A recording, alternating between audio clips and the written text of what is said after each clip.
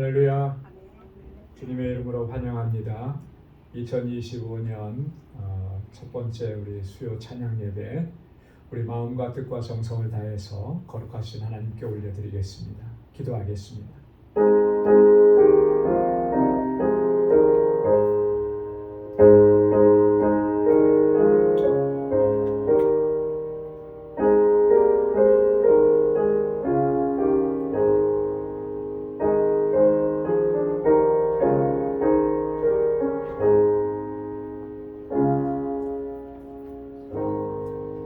내 영혼아 여호와를 송축하라. 내 속에 있는 것들아 다 그 성호를 송축하라.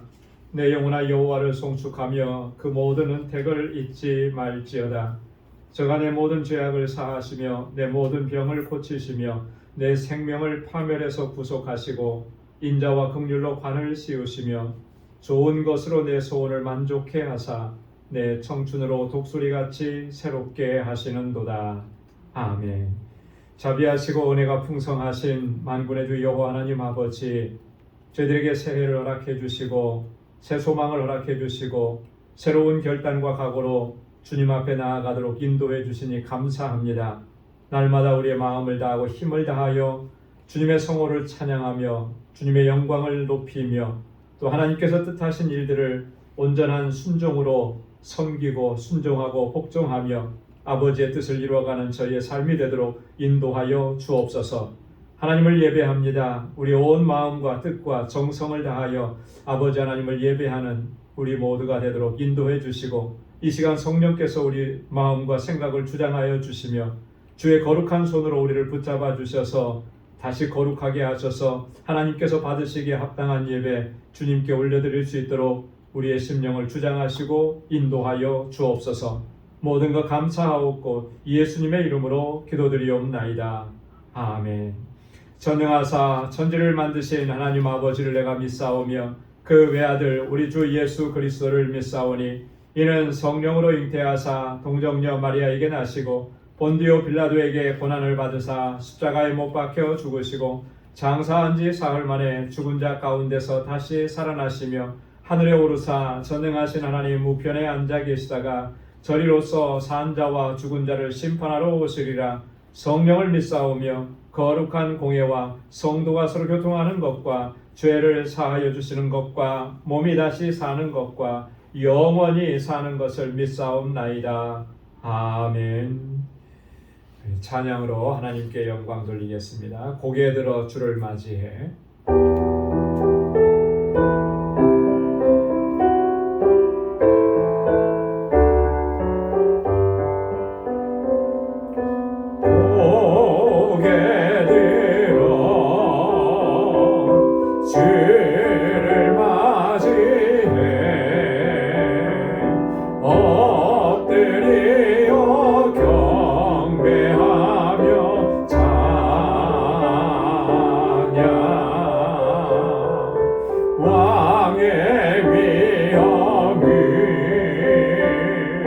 신령과 진정한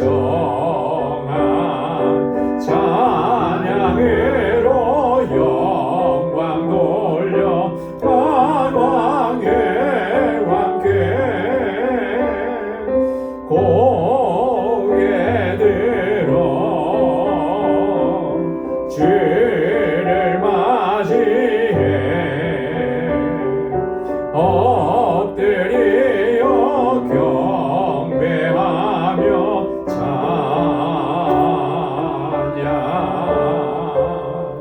왕의 위엄이 신령과 진정한 찬양으로 영광 돌려 만왕의 왕께 지존하신 우리 미름 앞에 모든 무릎 꿇고 다 경배해 거룩하신 주님 보좌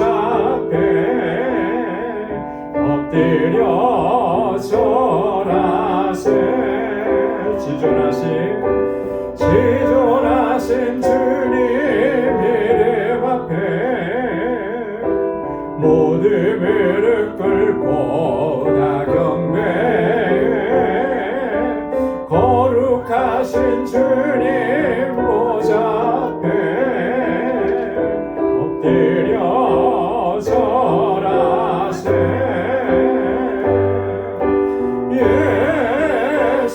예수는 그리스도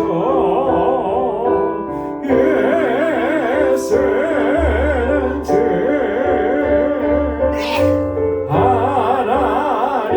하나님의 영으로 경배드리리 지존하신 주님 이름 앞에 모두 무릎 꿇고 다 경배해 거룩하신 주님 이름 앞에 엎드려 절하세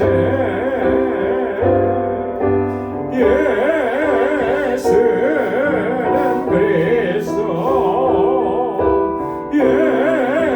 예수는 주 하나님의 영으로 경배드리리 예수는 그리스도 예수는 그리스도 예수는 주 하나님의 영으로 경배드리리 아멘. 은혜가 풍성한 하나님은 우리 힘차게 박수하면서 찬양하겠습니다.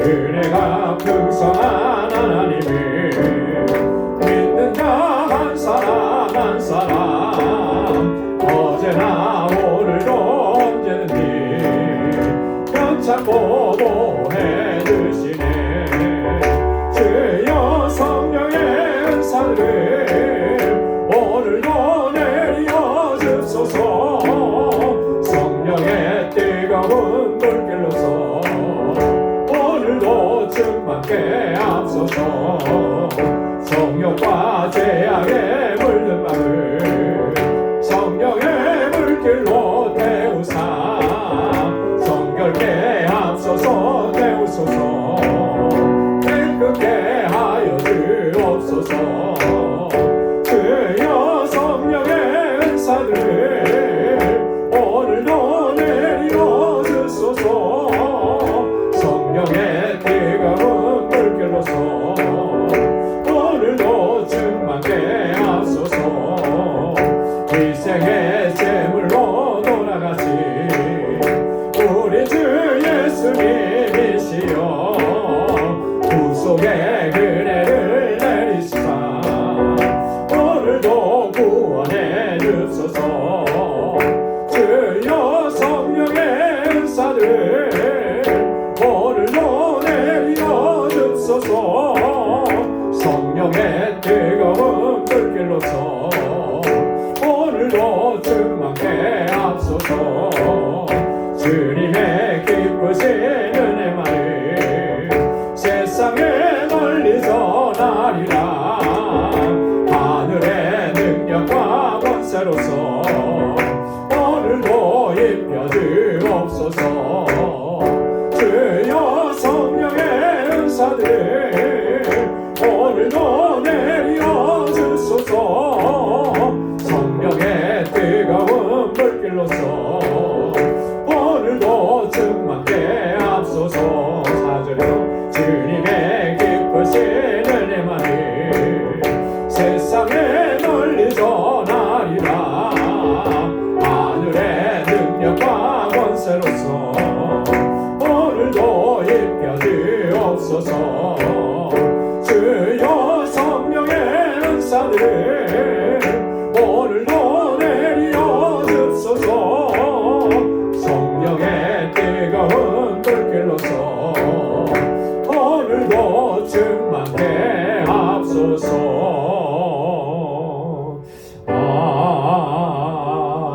아멘 아멘 아멘. 성령으로 충만하게 하실 줄로 믿습니다. 예수는 나의 힘이요.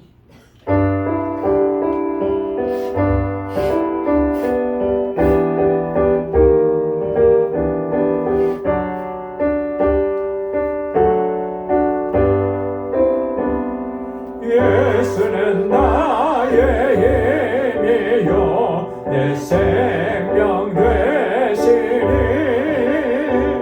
구주 예수 떠나가면 죄 중에 빠지리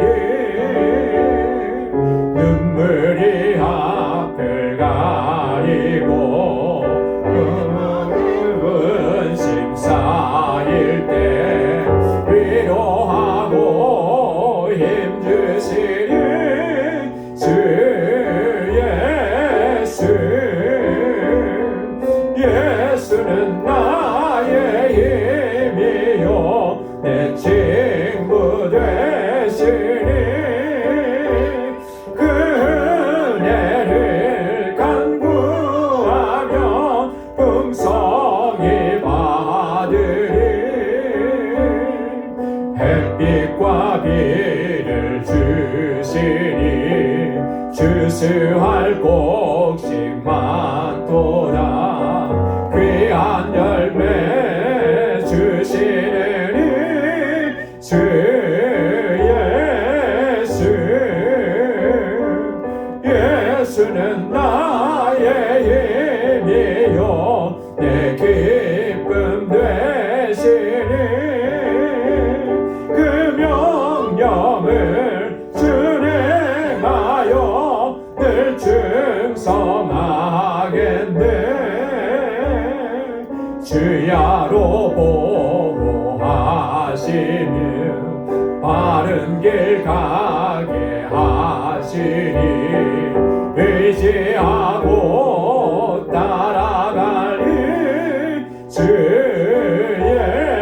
예수 예수는 나의 힘이요 내 소망 되시니 이 세상을 떠나갈 때 곧 영생 얻으리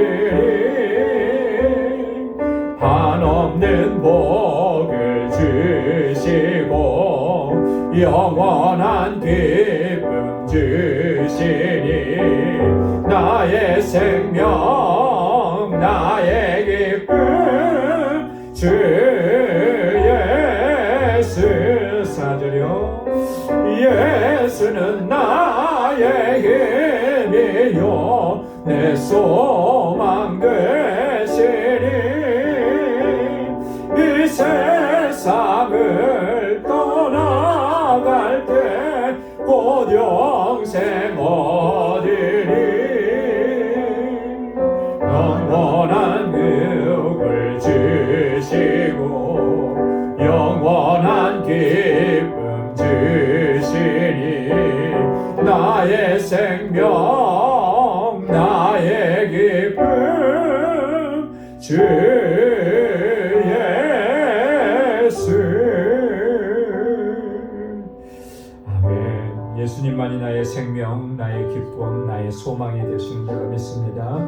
이 시간 우리 다 같이 통성으로 함께 기도하겠습니다. 새해 은혜 가운데 출발하게 하셨는데 하나님 충만하게 하여 주옵소서. 예수로 충만하게 하시고 은혜로 충만하게 하시고 성령으로 충만하게 하시고 믿음으로 충만하게 하옵소서. 우리 방주 공동체 진정한 믿음의 공동체와 사랑의 공동체가 되게 하시고 우리 교회에 주신 사명 잘 감당하게 하여 주옵소서. 세워주신 귀한 일꾼들 주의 종들입니다. 하나님께서 능력과 권능으로 덧입혀 주시고 주님 앞에 충성을 다하게 하옵소서.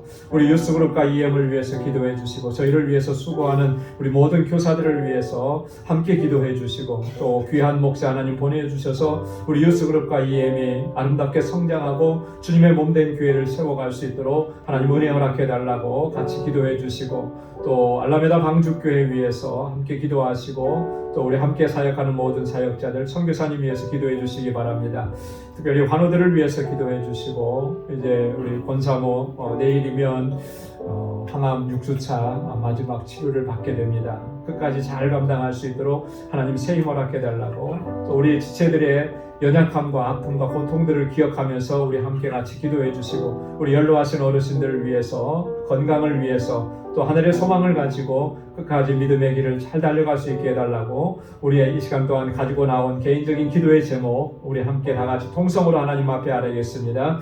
거룩하신 아버지 하나님 감사합니다. 주님의 사랑과 은혜 감사합니다. 오 할렐루야. 하나님 아버지, 저희들을 사랑하시사 은혜 가운데 아버지 하나님 이렇게 늘 품어주시고 주님의 능하신 팔로 붙들어 주심을 감사합니다. 오 하나님 아버지, 연약하고 어리석고 우둔한 저희들을 택하셔서 하나님의 귀한 종으로 주의 백성으로 삼아주시고 날마다 은혜 베풀어 주심을 감사합니다. 새해에도 하나님 주의 능력 가운데 우리를 붙잡아 주셔서 믿음으로 나아갈 수 있도록 인도하여 주옵소서. 아버지 하나님 충만하게 하옵소서. 아버지, 이 비전과 이 소망을 가지고 새해를 달려갑니다. 하나님 예수로 충만한 한 해가 되게 하시고, 아버지 은혜로 충만하게 하시고, 성령으로 충만하게 하옵소서. 주의 말씀으로 진리로 충만하게 하셔서 아버지의 뜻대로 행하기에 부족함이 없도록 인도해 주옵소서. 우리 방주교회를 더욱더 든든하게 세워주셔서 진정한 믿음의 공동체, 아름다운 사랑의 공동체가 되어 교회에 주신 사명 잘 감당하게 하시고, 아버지 영혼 구원의 사명을 온전히 감당하는 우리 모두가 되도록 인도하여 주옵시고,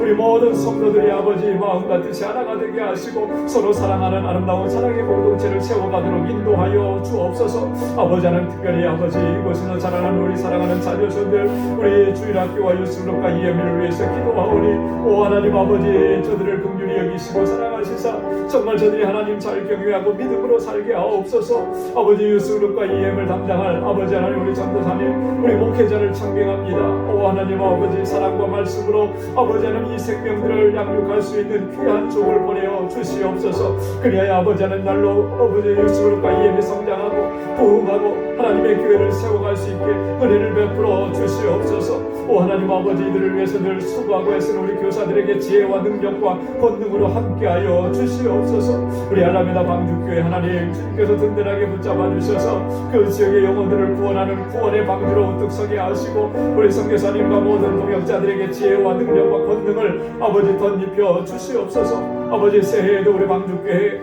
아버지 선교적 사명을 잘 감당할 수 있도록 은혜 베풀어 주시옵소서.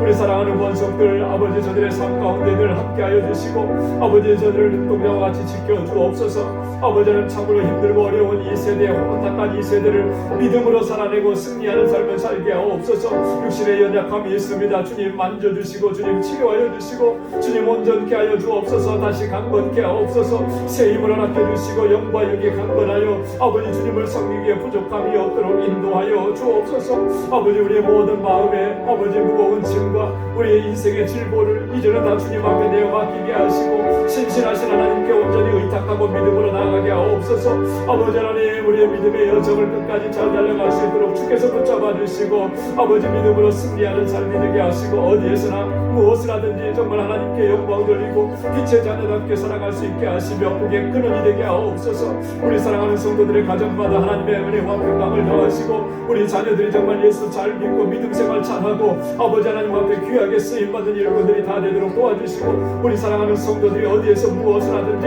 아버지 하나님 복의 근원된 삶을 살아가게 하시며 허락해 주신 믿음의 기업들 든든하게 지켜 주옵소서. 오늘도 이 시간 아버지 주님 앞에 나와 간절하게 우리 마음의 소원을 아뢰고 기도하오니, 사랑하는 주의 종들의 그 간절한 기도에 응답해 주시사 날마다 매일매일이 정말 하나님의 임재를 경험하고 주님의 역사를 체험하는 복된 삶이 되도록 인도하여 주옵소서. 이제 말씀 앞에 세워주셨사오니 우리 마음밭을 기경하여 주셔서 하나님의 말씀으로 우리를 새롭게 하시고 새로운 도전과 결단과 각오로 주님 앞에 나아가도록 인도하여 주옵소서. 모든 것 감사합니다. 하나님께만 영광 올려드립니다. 예수님의 이름으로 간절히 기도드리옵나이다. 아멘. 우리 하나님께서 우리의 간절한 기도에 선하신 응답을 허락해 주실 줄로 믿습니다.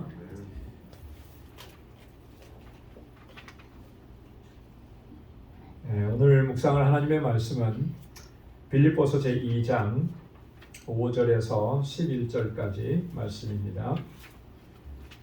빌립보서 제2장 5절에서 11절까지 한 절씩 교독하겠습니다. 너희 안에 이 마음을 품으라고 그리스도 예수의 마음이니 그는 근본 하나님의 본체시나 하나님과 동등됨을 취할 것으로 여기지 아니하시고 오히려 자기를 비어 종의 형체를 가져 사람들과 같이 되었고 사람의 모양으로 나타내셨음에 자기를 낮추시고 죽기까지 복종하셨으니 또 십자가에 죽으심이라. 이러므로 하나님이 그를 지극히 높여 모든 이름 위에 뛰어난 이름을 주사 하늘에 있는 자들과 땅에 있는 자들과 땅 아래 있는 자들로 모든 무릎을 예수의 이름을 꿇게 하시고. 자, 함께요. 모든 입으로 예수 그리스도를 주라 시인하여 하나님 아버지께 영광을 돌리게 하셨느니라. 아멘. 우리가 작년 12월 말에 수요 예배 드리면서 빌립보서 1장 4절, 2장 1절로 4절 말씀을 묵상하고 2주간 저희가 같이 예배를 못 드렸습니다. 그죠?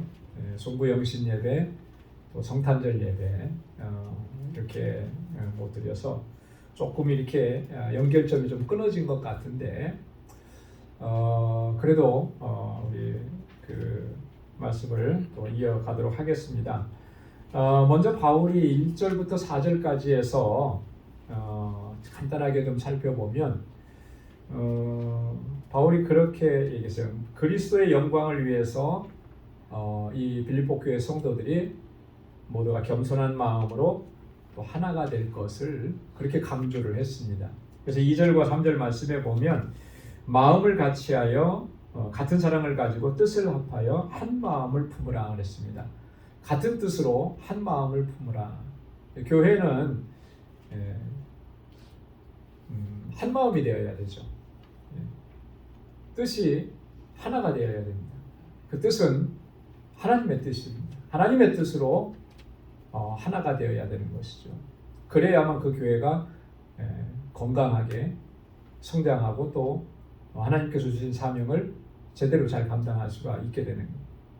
서로가 자기를 주장하고 자기 뜻과 자기 의지를 강조하고 그렇게 되면은 교회는 참 어려워지는 거예요. 4분 5열 되는 거죠. 고린도 교회가 고린도전서 1장에서 보면 당파 분쟁 이런 것들로 인해서 큰 위기 가운데 있었던 것처럼 그렇게 될 수밖에 없어요. 교회는요 내 뜻이 아닙니다. 그죠? 하나님의 뜻이에요. 그 하나님의 뜻으로 하나가 되어야 되는 거예요. 빌립보 교회도 약간 그런 문제가 좀 있었던 거죠. 그러니까 바울이 이렇게 권면을 하는 거예요.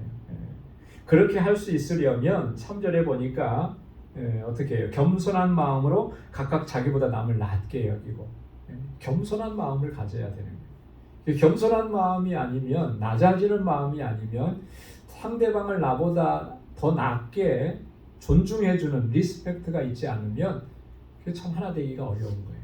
그죠? 서로가 다 나를 리스펙트해라, 나를 존중해라, 뭐 내가 최고다, 내가 으뜸이다, 뭐 이렇게 해버리면 그게 하나가 될 수가 없는 거죠. 서로가 낮아지고 겸손해지고 섬기려는 그런 마음 자세를 가질 때 그 공동체가 하나가 되는 거예요. 그래서 오늘 본문의 말씀에서는 그 섬김의 본으로 누구를 지금 이야기하고 있는 것입니까? 예수 그리스도를 얘기하는 거죠. 그래서 그리스도의 예수님의 마음을 품으라.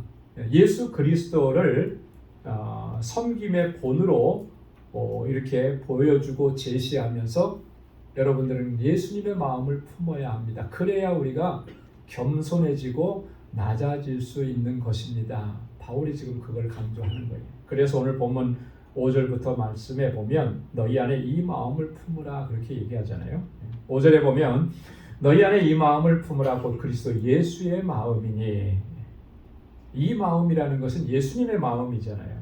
예수님의 마음 가운데서도 특별히 어떤 마음입니까? 겸손과 섬김의 마음이에요. 섬김의 마음. 예수님의 마음은 오늘 이후에도 바울이 이야기하겠지만 예수님은 철저하게 자신을 낮추셨습니다. 가장 낮은 곳까지 낮추셨습니다. 이걸 한문으로 비하라 그렇게 얘기합니다. 비하. 가장 낮은 곳으로 자신을 낮추시고 거기에서부터 뭘 하셨냐면 죄인들을 사랑 가운데서 구원하신 거예요. 가장 낮은 곳으로 내려오셔서 죄인들을 구원하시는 역사를 이루셨다. 겸손과 사랑으로 죄인을 구원하시는 놀라운 역사를 이루신 거예요. 여러분, 그렇기 때문에요, 한 영혼을 구원한다라고 하는, 구원으로 인도한다라고 하는 것은요, 우리가 이렇게까지 낮아지지 않으면 그 한 영혼을 구원할 수가 없어요. 우리가 이렇게까지 낮아져서 겸손하게 행하지 않으면, 그렇게 섬기지 않으면 한 영혼을 구원하는 거 어렵습니다. 구원으로 인도하는 거. 여러분, 중남미 국가들이 대부분은 종교가 뭐죠? 캐톨릭이잖아요, 그죠? 대부분은 캐톨릭인데 정말 그 가운데 신실한 캐톨릭 신자는 찾아보기가 힘들어요. 그냥 명목상의 캐톨릭 신자 다 물어보면 당신 크리스티아노냐, 가톨릭고라 그러나요? 가톨릭고냐 이렇게 물어보면 전부 다 가톨릭고라 그러거든요. 가톨릭고 가톨릭가 그래요. 그런데 정작 신앙생활을 하고 있느냐면 안 하는 거죠. 분명히 거기에 캐톨릭이 오래전에 들어가서, 그죠? 예수를 전했죠. 하나님 전했죠. 교회를 세웠죠. 성당을. 그렇게 했는데도 왜 그럴까?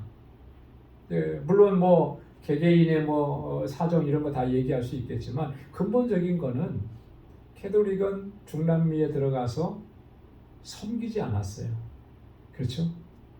우리가 그냥 표면적으로 아는 것만 해도 중남미 그 대륙에서 나는 모든 좋은 것들을 다 착취하고 빼앗아 갔죠. 그러면서 얼마나 많은 사람들을 죽이고, 실제로 우리가 멕시코에 가서도 이렇게 보면 멕시코 과달라하라 광장 안에 보면은 또 거기에 의회 의사당 같은 게 있거든요. 거기 가 보면 그림을 이렇게 벽화로 크게 그려놨어요.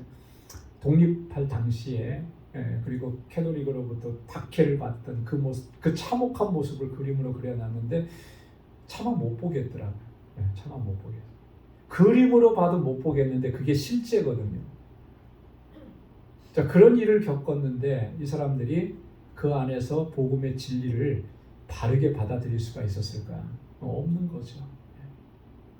그러니까 지금 중남미에 그런 일들이 있는 거예요. 그래서 기독교가 지금 들어가서 다시 복음을 증거하면서 하나님의 교회를 세워가는데 너무너무 어려운 거예요. 멕시코 같은 경우는 캐톨릭에서 얼마나 개신교 신자들에 대해서 박해하고, 그죠? 그런 일들이 있는. 한번 그런 일을 겪으니까 정말 그렇게 힘들게 복음을 전하게 되는 이런 일들이 있게 됩니다. 어디든지 그래요. 우리가 겸손하게 낮아져야만 그 한 영혼을 구원할 수 있고, 선교도 마찬가지입니다. 항상 강조하지만 우리가 미국에서 산다고 해서, 중남미 국가니까 우리보다 못 산다고 해서 여러분 그렇게 일단 무시하는 마음을 가지고 들어가면 그건 선교가 하나도 안 되는 거예요. 절대 선교가 될 수가 없어요. 가서 뭐 도와주고 뭐 나눠주고는 할 수 있겠죠. 그러나 그 영혼을 구원하는 선교는 결코 이루어질 수가 없어요. 우리가 어떤 처지에 있든지 정말로 예수님께서 낮아지신 것처럼, 그렇죠? 그렇게 우리가 낮아져서 주님이 섬기셨던 것처럼 그렇게 섬겨야만, 그래야만 그 한 영혼을 주님께로 인도하는 사명을 제대로 감당할 수 있게 되는 줄로 믿습니다. 새해 들어서 우리가 선교적 사명을 더 잘 감당하자고 그렇게 얘기했는데, 그거는 뭐 선교지에 많은 것을 보내자, 뭐 더 많이 보내고 뭐 그러자, 이게 본질적인 건 아닌 거거든.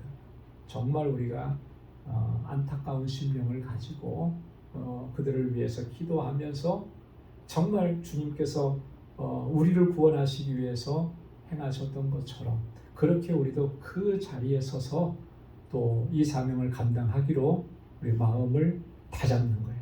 그렇게 해야만 이 선교적 사명도 하나님께서 영광 받으시는, 기뻐하시는 일로 감당할 수 있게 되는 줄로 믿습니다. 바울이 예수님을 겸손의 모델로 이렇게 제시했는데, 그렇게 한 이유는 그런 거예요. 우리 성도들이, 우리 그리스도인들이 이 예수님의 겸손을 닮아서 우리의 삶의 원칙으로 삼아야 한다라고 하는 것을 이야기하기 때문에, 그래야만 우리가 참된 영광을 얻는 그 길로 걸어갈 수가 있기 때문에 그렇다라고 하는 것입니다. 자, 예수님은 자신을 그렇게 낮추셨는데, 자, 6절에 보면 어떻게 자신을 가장 낮은 곳까지 낮추셨는지 첫 번째로 이렇게 얘기합니다. 그는 근본 하나님의 본체시나 하나님과 동등됨을 취할 것으로 여기지 아니하셨다. 하나님과 본체시다. 여러분, 하나님과 본체시다라고 하는 이 말은, 본체라고 하는 것은 본질적인 형체라고 하는 말입니다. 변할 수 없는, 변하지 않는 본질적인 형체. 그래서 예수님은 본질에 있어서 하나님과 동등하신 것이죠. 그래서 우리는 삼위일체를 얘기하는 거죠. 하나님과 예수 그리스도 그리고 성령님은 그 본질에 있어서 하나라고 하는 거예요. 그게 삼위일체의 가장 중요한 첫 번째 원리인 것입니다. 성경은 성부 하나님, 성령 하나님, 성자 하나님을 한 하나님으로 말씀을 하시는 거죠. 자, 그러니까 예수님은 하나님과 본체신 거예요. 본질상 동등하셨던 것이죠. 근데 어떻게 하셨다 그랬습니까? 하나님과 동등됨을 취할 것으로 여기지 않으셨다. 하나님과 동등된 것은 당연한 것인데 그 당연한 것마저도 그렇게 하지 않으시고 그걸 버려두시고 그런 지위를 주장하거나 그런 영광스러운 존재의 상태를 내가 취하려고 그렇게 하지 않으시고 그리고 자신을 비하하시고 낮아지셨다라고 하는 거예요. 근데 이 낮아지심이라고 하는 것은 필연적으로 그렇게 될 것이다, 그렇게 되어야만 한다라고 하는 그런 의미에서 낮아지신 게 아니고 예수님의 자발적인 선택이셨다라고 하는 거예요. 스스로가 낮아지신 거죠. 물론 아버지 하나님의 뜻에 순종하신 거예요. 뒤에 나오지만 그러나 스스로 낮아지신 것입니다. 이게 중요한 거예요. 여러분, 겸손과 순종이라고 하는 것은 누가 하라고 해서 하는 것은 그게 진정한 순종이 아니죠. 누가 이렇게 해야 된다라고 해서 하는 것은 진정한 그게 겸손이 아닌 거예요. 내가 스스로가 그 겸손의 삶의 자세를 취하고 내 스스로가 가장 낮은 곳으로까지 내려가는 것, 그게 진정한 겸손이고 그게 진정한 순종이라고 하는 것이죠. 예수님의 순종하심을 본받는다라고 하는 것은 그런 의미인 것입니다. 그래서 우리가 신앙생활을 하면서 특별히 우리 신앙의 연륜이 쌓여가면서 주님의 일을 감당할 때 우리 가정에서도 그러잖아요. 아이들이 커가면 어린 아이 때는 어린 시절에는 이거 해라 저거 해라 해야 아이들은 하죠. 그죠? 부모님이 시켜야 해요. 그래서 어린 아이들한테 지가 알아서 잘 하겠지 하면은 잘 합니까? 간혹 가다가 그런 아들이나 딸이 있을 수 있을 거예요. 그러면 그 부모님은 참 행복한 부모님이죠. 그죠? 시키지도 않았는데 자기가.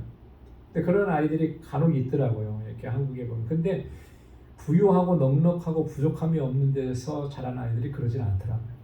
대부분 보면 환경이 어렵고 힘들고 그 자신이 하지 않으면 안 되는 그런 상황 가운데 있는 아이들이 보면은 그렇게 해요. 참 아이러니컬하죠. 모든 것을 다 제공해 줬으니까 지가 알아서 하겠지 할 텐데 그렇게 안 하고 아무것도 없고 부족한데 정말 근데 그런 상황에 있는 애들이 더 자기가 잘 알아서 하죠. 근데 만약에 여러분 다 어른이 되고 컸는데도 이것저것 하라고 해서 시켜서 한다 그러면 어떻게 되겠습니까? 부모 입장에서는 그거 굉장히 속이 터지는 얘기죠. 속이 터지는 얘기. 신앙생활도 마찬가지인 거죠. 우리가 믿음 생활 처음 시작할 때는 잘 모르니까 이건 이렇게 해야 됩니다. 저건 저렇게 해야 됩니다. 가르쳐 주거든요. 그러나 우리가 신앙생활 하면 할수록 하나님께서 주시는 은혜 가운데 살아가게 되면 누가 하락을 해서 하는 거 아니거든요. 그죠? 하나님의 은혜가 내 안에서 체험되고 경험되어져서 그 은혜가 감사해서 그래서 무엇이든지 이 속에서 자발적으로 일어나는 거예요. 그래서 그렇게 하고 싶은 거예요. 그게 은혜인 것이죠. 우리는 은혜를 뭔가 대단하게 뭔가 하나님께로부터 받는 것만 그 은혜라고 생각해요. 물질적으로 눈에 보이는 거예요. 그게 사실 그냥 진짜 은혜는 우리 안에 자발적인 마음을 허락해 주셔서 그것이 무엇이든지 간에 하나님의 영광을 위해서, 주님의 기쁨을 위해서 순종하는 그 삶으로 나아갈 수 있는, 그게 진정한 은혜인 줄로 믿습니다. 그래서 저와 여러분들의 앞으로의 믿음의 여정이 또 그렇게 주님을 닮아서 낮아지고 그 낮은 곳에서 섬김의 삶을 살아가는 우리 모두가 될 수 있기를 소망합니다. 자, 7절에 주님의 낮아지심을 이렇게 얘기했습니다. 또 오히려 자기를 비어 종의 형체를 가져 사람들과 같이 되었고. 여러분, 이게 짧은 문장인데요. 이게 굉장히 중요합니다. 자기를 비웠다. 자기를 비웠다. 자기를 비우셨다라고 하는 거거든요. 자기를 비우셨다. 주님이 비우셨을 때, 다 내려놓으실 때, 여러분, 뭘 내려놓으셨습니까? 주님께서 받으셔야 될 그런 존귀와 영광, 그죠? 주님의 그 영광을 내려놓으신 거예요. 하나님 보좌 우편에 앉으셔서 받으시는 그 영광의 보좌, 그 자리를 내려놓으신 거예요. 그리고 낮아지셨다라고 하는 거예요. 그런데 우리가 여기서 한 가지 좀 뭐랄까요? 기억해야 되는 것은 뭐냐면 주님께서 자신의 그 영광을 다 내려놓으시고 우리 인간과 같이 되셨다라고 하는 것이 예수님께서 가지고 계셨던 그 신성, 그죠? 예수님은 하나님이시잖아요. 그 신성까지 포기하고 그것이 소멸되고 혹은 그 신성이 인성으로 변화되고 그렇게 되었다라고 하는 것을 의미하는 것은 아니에요. 무슨 말씀인지 이해가 되시나요? 예수님은 하나님의 아들이시고 하나님이시잖아요. 근데 인간의 모습으로 인간의 종의 형체를 가져 사람들과 같이 우리 가운데 오셨다고 해서 하나님이시라고 하는 본질이 없어지거나 소멸되거나 그 본질이 바뀌어서 이 땅에 사는 동안에는 인간으로만 사셨다라고 하는 것은 아니라고 하는 것이죠. 그래서 예수님께서 이 땅에 오셨을 때는 예수님은 신성과 인성을 다 갖추시고 계신 분이셨던 거예요. 어떤 분들은 그래요. 이 땅에 예수님께서 오셨기 때문에 예수님은 신성은 다 버리시고 철저하게 인간으로 사셨고 인성만 가지고 계셨다. 그렇게 얘기하는 것도 그게 잘못된 거죠. 또 반대로 예수님은 인간의 형체를 입으셨지만 그건 우리에게 보여지는 형체일 뿐이고 예수님은 신성만 있었다. 이것도 아닌 거예요. 예수님 안에는 신성과 인성이 다 포함되어 있고 다 가지고 계시고 그거를 버리시거나 변형되시거나 바꾸시거나 그렇게 하시지 않으셨다라고 하는 거예요. 그걸 기억해야 됩니다. 그래서 예수님의 자기를 비우심, 낮아지심은 아주 특별한 것이죠. 특별한 것입니다. 예수님의 그 성육신 사건은 정말 우리를 구원하시기 위한 특별한 하나님의 그 섭리 가운데서 행하신 일들이라고 하는 것입니다. 자, 근데 그 낮아지심이 어느 정도였냐면 종의 형체를 가져 사람들과 같이 되었다 그랬습니다. 이 종의 형체를 가졌다라고 하는 말은 예수님의 낮아지심과 겸손의 그 상태가 어떤 것인지를 보여주는 거예요. 종의 형체. 여러분, 간혹 가다가 이제 그런 경우들이 있어요. 굉장히 떵떵거리는 부자였다가 사업이나 이런 게 하루아침에 다 망해서 우리 옛날에 한국의 그 IMF 때 그런 일들이 종종 있었잖아요. 그죠? 예. 정말 비즈니스 잘해서 잘 나갔는데 IMF가 딱 오는 바람에 그냥 그 모든 비즈니스가 다 망해버려가지고 정말 어렵게 되신 분들이 많이들 계시거든요. 그때 상황이 어땠을까요? 본인의 심정으로는. 뭐 말로 다 표현할 수가 없겠죠. 그죠? 다 잃어버린 거 아니겠습니까? 그래서 사람들도 안 만나고 그런 분들도 제가 한국에 있었을 때 그런 분 교인 중에 한 가정을 알고 있는 가정이 있거든요. 누구도 집에 오는 거를 싫어하셨어요. 오게 할 수가 없는 거죠. 자신의 그런 모습을 보여주고 싶지가 않은 거죠. 우리가 세상에 살면서도 그런 일을 겪으면 그런 어떤 느낌일 것이다라고 하는 거 충분히 우리가 짐작할 수 있는데 이것과는 비교도 안 되는 거예요. 예수님의 종의 형체를 가지셨다라고 합니다.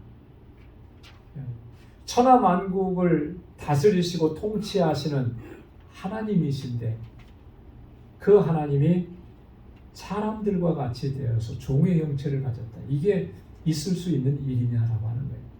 우리는 예수님께서 이 땅에 오신 성육신 사건, 인카네이션에 대해서 너무나 굉장히 낭만적으로 많이 생각을 해요. 그죠? 예수님이니까 당연히 그렇게 하셨고 그렇게 하셔서 우리를 구원하셨구나. 우리는 이렇게 좀 어떻게 보면 가볍게 쉽게 생각을 하는데 결코 그렇지가 않은 거예요. 하나님이신 그분께서 영광의 보좌에 앉으신 그분께서 종이 되셨다.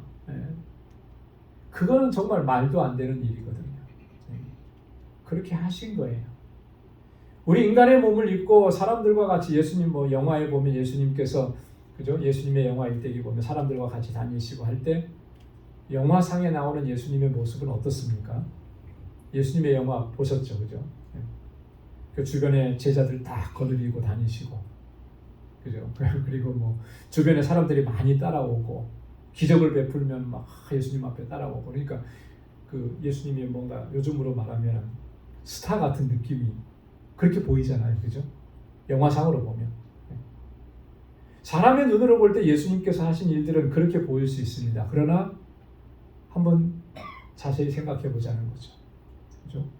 하늘을 보좌에서 영광을 받으셔야 될 그분이 이 땅에 인간의 몸으로 사셨다라고 하는 것은 바울이 지금 얘기한 것처럼 그건 종의 형체를 가지신 거라는 거예요.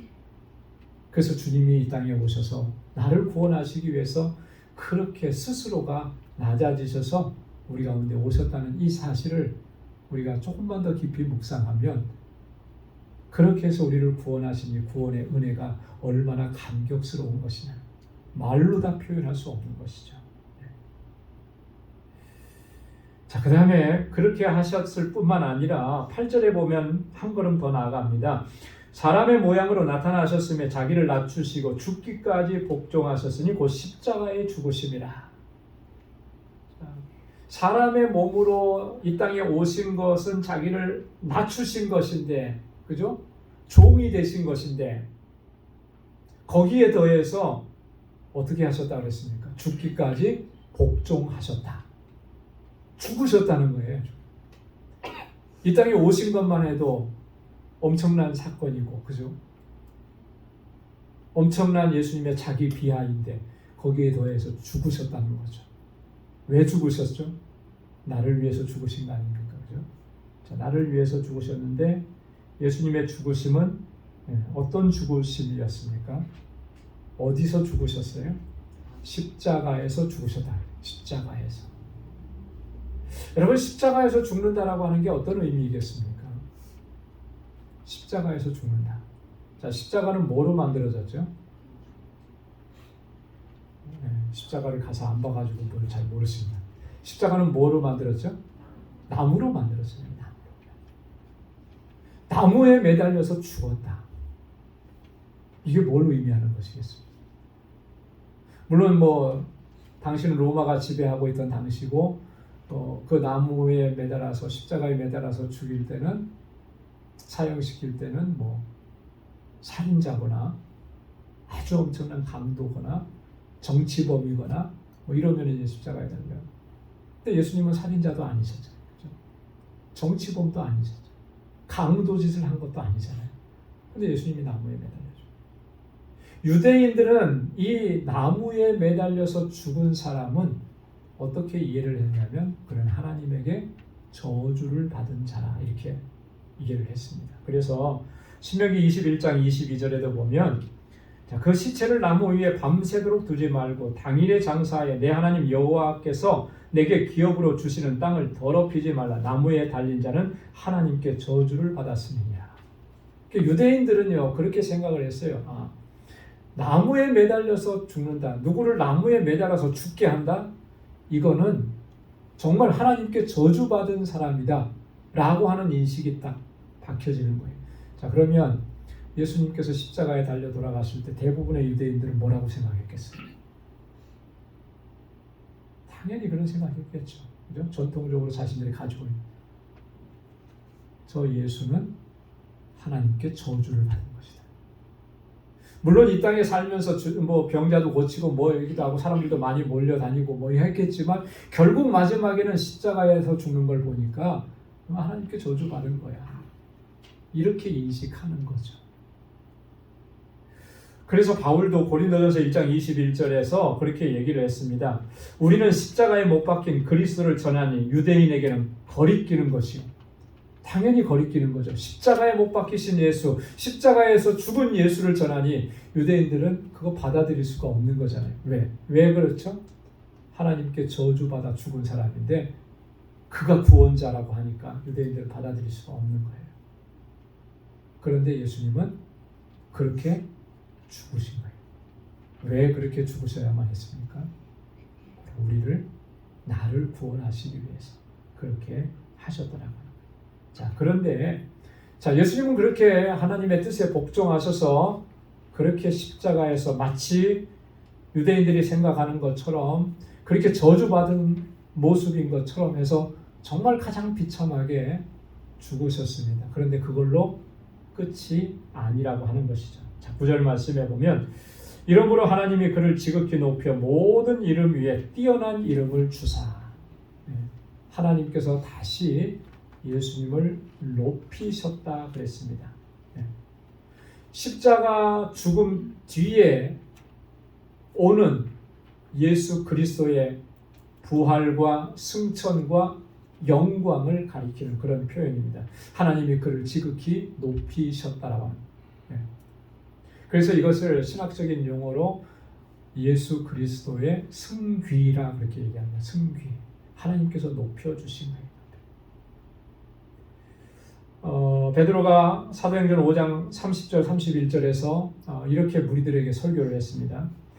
너희가 나무에 달아 죽인 예수를 우리 조상의 하나님이 살리시고 이스라엘로 회개케 하사 죄사함을 얻게 하시려고 그를 오른손으로 높이사 임금과 구주를 삼으셨느니라.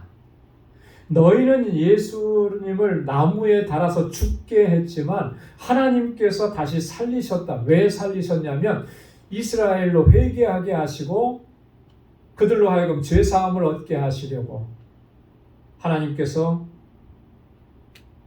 예수 그리스도를 다시 높여주시고 예수님이 왕이 되게 하시고 예수님이 구원자가 되게 하셨다. 구주가 되게 하셨다. 베드로가 담대하게 이 메시지를 전한 거예요. 이게 하나님께서 행하신 일. 그리고 하나님께서 예수 그리스도 우리 주님께 모든 이름 위에 뛰어난 이름을 주셨다. 모든 이름 위에 뛰어난 이름, 뛰어난 이름이라고 하는 것은 우리가 좀 쉽게 얘기하면 주가 되게 하셨다라고 하는 거예요. 주가. 그리스도가 되게 하셨다라고 하는 그런 의미입니다. 그래서 그리스도께서 예수님께서 온 우주 만물의 통치자이심을 드러내셨다, 밝혀주셨다라고 하는 그런 의미입니다. 그 모든 이름이라고 하는 것은 에베소 1장 21절 22절에서 아주 구체적으로 얘기했죠. 모든 정사와 권세와 능력과 주관하는 자, 이 세상뿐 아니라 오는 세상에 일컫는 모든 이름 위에서 세상에 그 어떤 직함과 어떤 이름이 있다 할지라도 그 모든 이름에 그 위에 뛰어나게 하셔서 만물을 다 그 발 아래 복종하게 하셨다라고 하는 거예요. 하나님께서 그렇게 하신 거예요. 10절 말씀에도 보면 이어서 하늘에 있는 자들과 땅에 있는 자들과 땅 아래에 있는 자들로 모든 무릎을 예수의 이름에 꿇게 하시고, 하나님께서 그리스도를 다시 높이시고 그리스도에게 뛰어난 이름을 주신 그 목적이 뭐냐라고 했을 때 그 첫 번째가 이거예요. 모든 무릎을 예수의 이름에 꿇게 하신다. 하늘에 있는 자들이나, 하늘에 있는 자들은 누구를 가리키는 걸까요? 하늘에 누가 있습니까? 네? 하늘에 누가 있죠? 천사들, 그죠? 네, 천사들. 그리고 이미 세상을 떠난 성도들, 하늘에 있는 자들. 그런 말이에요. 땅에 있는 자들은 뭐예요? 땅에 있는 자. 땅에는 누가 있어요? 뭐 저와 여러분들이 있잖아요. 그죠? 이 땅에 살아서 존재하는 우리들, 사람들, 그리고 모든 피조물들. 그럼 땅 아래에 있는 자들은 누구를 가리키는 걸까요? 네. 지옥의 권세 아래에 있는 사탄의 세력들. 그죠? 모든 자들이에요. 다. 모두가 다 예수님의 이름에 무릎을 꿇게 하셨다는 거예요. 예수 앞에 엎드리게 하셨다는 거죠. 예수님 앞에 엎드려서 예수님을 경배하고 그에게 복종하게 하셨다. 그러니까 예수 그리스도를 천하만국의 통치자로, 다스리는 자로 세워주셨다라고 하는 거예요. 그래서 이제 모든 피조물들은 다 예수님 앞에 엎드리게 하신 거예요. 주님이 십자가에 달려 죽으셨을 때는 모두가 다 비아냥거리고 비웃었고 그렇게 했죠. 그렇게 해서 예수님께서 하신 모든 일들이 다 끝나버린 것처럼 보였고 영적으로 보면 사단이 승리한 것처럼 보였지만 그게 끝이 아니었다라고 하는 거잖아요. 그렇죠? 하나님께서 다시 살리시고 또 승천하셔서 영광을 받으시는 그 자리에 앉으시고 하나님께서 이처럼 모든 민족으로 모든 사람들로 예수 앞에 무릎을 꿇게 하시고 이게 첫 번째입니다. 두 번째로 보면 11절 말씀에 이렇게 또 얘기합니다. 모든 입으로 예수 그리스도를 주라 시인하여 하나님 아버지께 영광을 돌리게 하셨느니라.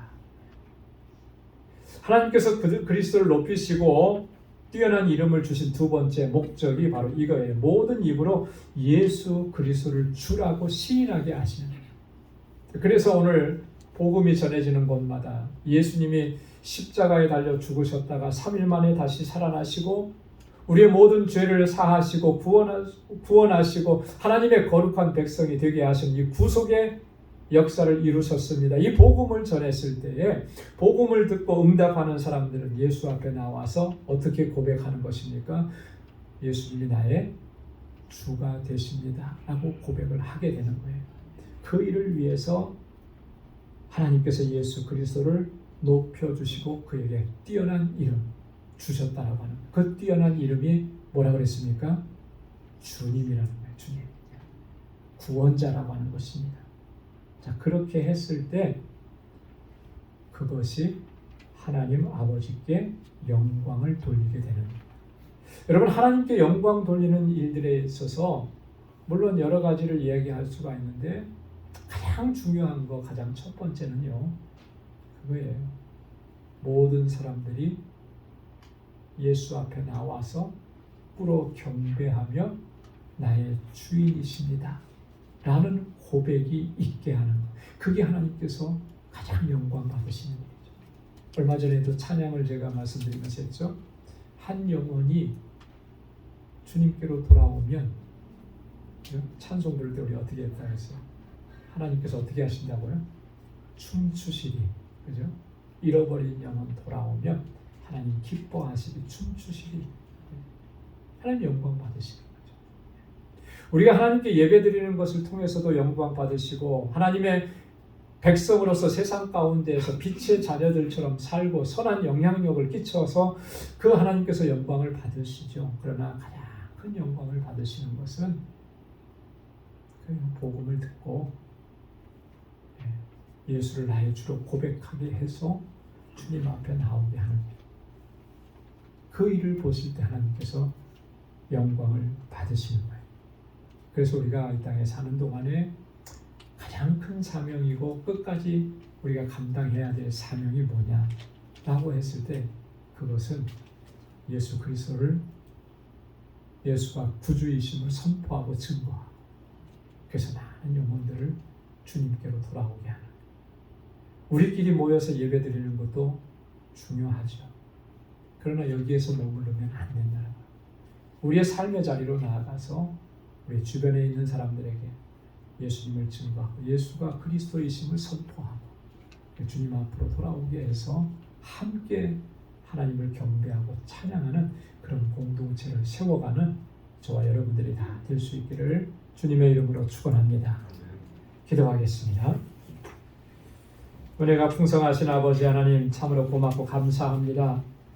이 저녁에도 저희들을 이렇게 불러주셔서 주님을 경배하고 찬양하게 하시고 또 하나님의 귀한 말씀을 함께 묵상할 수 있도록 은혜 주심을 감사합니다. 우리 주님 예수 그리스도 주님께서는 나를 구원하시기 위해서 하늘 보좌를 버리시고 낮고 천한 이곳으로 내려오셔서 종의 형체를 가지시고 유대인들이 그렇게 저주스럽게 여겼던 그 십자가를 지시고 거기서 죽으심으로 말미암아 내 모든 허물과 죄를 사하시고 우리에게 믿음을 허락해 주시고 아버지 하나님 우리에게 구원의 은총을 허락해 주신 것 너무나 감사합니다. 오 하나님 아버지 이 구원의 기쁨과 감격으로 하나님께 영광 돌리고 하나님의 뜻을 쫓아서 믿음으로 살아가는 우리 모두가 될 수 있도록 인도해 주옵소서. 이 땅에 사는 날 동안에 주의 복음을 증거하고 그리스도를 선포하고 많은 영혼들을 주께로 돌아오게 하는 이 사명을 잘 감당할 수 있는 우리 광주 공동체가 되도록 인도해 주옵소서. 우리 사랑하는 성도들의 가정과 직장과 또 삶의 터전을 항상 눈동자와 같이 지켜주셔서 하나님 이 안에도 은혜가 충만한 한 해가 되게 하시고 아버지 앞에 온전한 순종으로 나아가는 저희의 삶이 되도록 인도하여 주옵소서. 이제는 우리 주 예수 그리스도의 무한하신 은혜와 하나님 아버지의 크고 놀라우신 사랑과 성령의 위로 교통 충만하심의 역사가 오직 하나님의 영광을 위해서 살아가기로 결단하는 우리 광주의 모든 믿음의 권속들과 또 저들의 가정과 직장, 생업의 터전 위에 이제로부터 영원까지 함께 하시기를 간절히 축원하옵나이다. 아멘.